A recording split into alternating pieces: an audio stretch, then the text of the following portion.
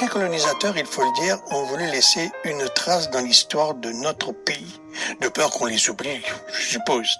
C'est pourquoi certains d'entre eux ont baptisé leur progéniture en adoptant le nom de notre pays. Alain Janot, dans sa chronique cette semaine, évoque quelques cas qui méritent notre attention. Alain Janot, bonjour. Bonjour Finlay. C'est un plaisir de vous recevoir en studio ce matin. Un plaisir partagé. Pour votre chronique de l'histoire, il faut dire que vous êtes passionné de l'histoire de notre pays. Et pour cette semaine, vous avez choisi les noms qu'on donne. Et on peut se poser la question, pourquoi un thème pareil? Je vous laisse raconter dans quelle situation certains parents ont donné des noms à leurs enfants. Les noms associés à Maurice. Et c'est ça qui est la beauté de la chose. C'est que nous avons des personnalités centrales qui ont marqué l'histoire de notre pays, qui ont tellement aimé l'île Maurice qu'ils ont donné le nom de l'île Maurice, de l'île de France à leurs enfants. Deux de ces personnalités. C'est étonnant, mais c'est quand même, ça nous renvoie à... Même si c'était des colonisateurs, ça on s'en fout bien évidemment. Hein. Oui, écoutez, il faut tout mettre dans le contexte. Hein. S'ils n'avaient pas été eux, ce seraient d'autres personnes. Ok. Donc, premièrement, nous avons Pierre Poivre. Pierre Poivre, un intendant de Maurice que tout le monde connaît, une personnalité qui transcende le contexte local puisque Pierre Poivre a contribué à casser le monopole hollandais sur les épices. Et puis Pierre Poivre, le jardin des pamplemousses, etc. Pierre Poivre, c'est le jardin de pamplemousse. Pierre Poivre, c'est l'écologie avant son ère. C'est Pierre Poivre qui contrôle tout ce qui est des plants endémiques de Maurice parce que un spécialiste de la botanie. Un spécialiste de la botanie. Il relance l'économie pour ainsi dire. Il veut que l'île Maurice soit autosuffisante. Ce qui nous parle aujourd'hui, parce qu'aujourd'hui, nous importons 80% de nos besoins en nourriture. C'est quand même effarant. Donc, Pierre Poivre arrive à Maurice avec sa ravissante épouse, Françoise Robin. En 1767, il vient prendre son poste comme intendant. Ils viennent se marier, et à Maurice, et Françoise Robin va lui donner deux ans de ses 3 filles. Pierre Poivre aura 3 filles. Et dites-vous bien que sa première fille il l'appellera Françoise Julienne Île-de-France Poivre. Et c'est une beauté. Françoise Julienne Île-de-France Poivre qui va voir le jour le 19 juillet 1770. Et Pierre Poivre n'est pas le seul. Il est, je vous l'ai dit, le premier intendant de la période royale de Maurice. Il n'est pas le seul.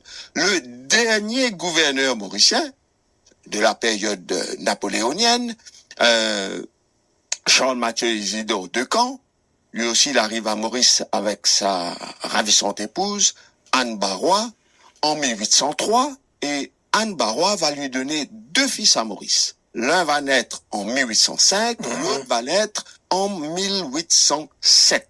Un de ses fils, il va l'appeler Gustave Émilien Hippolyte Île-de-France de Camp. Qu'en dites-vous? Alors moi je dis que quand on voit ça sur une tombe, quelque part, ça peut au Père-Lachaise, etc., ou peut-être ailleurs, c'est une promotion extraordinaire pour le pays. Extraordinaire, et justement, je ne vous le fais pas dire. Quand j'ai visité le cimetière du Père-Lachaise à Paris, et que je cherchais la tombe de Bernardin de Saint-Pierre, bon, il y a un monsieur qui m'a indiqué la tombe, il m'a dit, vous savez, c'est pas très loin de la tombe du président Félix Faure. Je vais pas raconter l'histoire de Félix Faure et de Marguerite Steinel. Je laisse découvrir dans quelles circonstances. Je veux pas que vous me demandiez de raconter cette histoire. Bon, passons. Et là, j'ai vu la tombe de Bernardin de Saint-Pierre sous un arbre, et à l'ombre d'un arbre caché. Et quand j'ai lu sur sa tombe, ici repose Bernardin de Saint-Pierre, Jacques-Henri Bernardin de Saint-Pierre, et ses 2 enfants, Paul de Saint-Pierre et Virginie de Saint-Pierre. Vous savez, j'ai eu chaud au cœur. Parce que voilà un homme qui a vécu à Maurice que 2 ans. Il est venu en 1768, il est reparti la queue un peu entre les jambes, on revient. Il est venu sous l'époque de Pierre Poivre, il est tombé amoureux de Françoise Robin et tout. Et Pierre Poivre l'a fait, l'a fait partir, c'était personne vous le diront. Il a tellement aimé ce pays-là qu'il a donné le nom des héros de son roman Fleuve, le premier roman pastoral, à ses 2 enfants. C'est pas extraordinaire? N'est-ce pas très beau tout ça pour nous, pour notre pays? Revenons, si vous le voulez bien, à Île-de-France de Caen. Et vous savez quoi? C'est-à-dire, le général de Caen, il a baptisé son fils, Guillaume, Île-de-France de Caen, en 1806. Et pour commémorer le baptême de son fils, en même temps pour commémorer la construction du village de Maillebourg, en 1806 également, il a fait frapper la première pièce de monnaie, là, vous dire. De monnaie, qu'on appelle le piastre de Caen, en l'honneur du baptême de son fils, Île-de-France de Caen, hein. Et en 1810, il a fait ça en juillet 1810.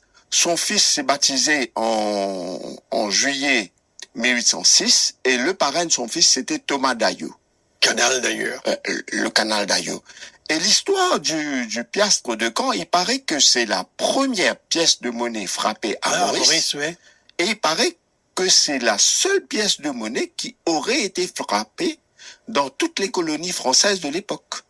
Et donc, qui quand même souligne un peu le caractère un peu exceptionnel de notre île Maurice. Et cette pièce de monnaie a été frappée à partir des lingots d'or et d'argent qui ont été capturés avec le bateau, qui était dans le bateau Ovidor, qui avait été capturé par Pierre Bouvet, qui était aussi corsaire, en 1809. Et donc, il pouvait pas rapatrier ces lingots-là en France pour des raisons de sécurité. Il les a transformés en monnaie, piastres de Caen, et tout ça, ça tourne autour de la naissance du fils de Caen, qui s'est appelé Île-de-France. Moi, j'ai trouvé toutes ces liaisons, toutes ces avenues très intéressantes. Oui, forcément, et ça me marque un peu le coup. Alors, on parlait, justement, c'est le mois de décembre, c'est le mois de la capitulation. On peut y revenir rapidement. Oui. La capitulation a été signée le 3 décembre dernier, et vous en avez parlé. Et il y a eu des réactions quand vous aviez posé la question, est-ce que on se sentait, dans quelle situation on aurait été meilleur, colonisation française ou britannique? Il y a beaucoup de personnes qui nous ont répondu d'ailleurs à ce sujet. Moi, je reste sur ma position. Je suis heureux que nous soyons bilingues. Et de Caen, même s'il était... Beaucoup de personnes sont en désaccord avec lui, avec sa manière de gouverner, etc., son manque de vision quelque part. Mais seulement, il faut dire que De Caen a négocié avec les Anglais une capitulation fort généreuse. Parce que aujourd'hui, nous avons gardé les us et coutumes françaises, la langue française. Nous sommes bilingues, ce qui est très important. Très important. Aujourd'hui, si les Mauriciens brillent à l'étranger, c'est grâce à notre bilinguisme. Et une langue, ce n'est pas qu'à l'écrit. Une langue, c'est aussi une manière de penser, une manière d'être. Et je pense que nous avons beaucoup bénéficié du fait que nous soyons sous les Britanniques, mais avec les us et coutumes français. Tant mieux pour nous. Merci Alain Jeannot pour cette chronique. Merci à vous et bon dimanche aux auditeurs.